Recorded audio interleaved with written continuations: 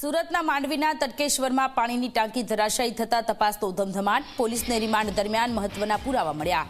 SV, NIT અને expert ટીમની મદદ લેવામાં આવી. આરોપીઓની બેંકની વિગતોની તપાસ કરાશે. મહત્વનું છે કે સુરતના તડકેશ્વરમાં બનાવેલી ટાંકી લોકાર્પણ પહેલા જ ધરાશાયી થઈ હતી.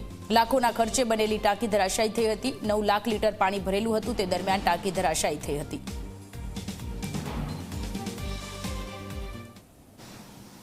જે ટાંકી પડી જવાની ઘટના હતી એમાં માંડવી પોલીસ સ્ટેશન ખાતે ગુનો દાખલ થયેલો અને અમારા ડીવાયએસપી બીકે વનાર એની તપાસ કરી રહ્યા છે.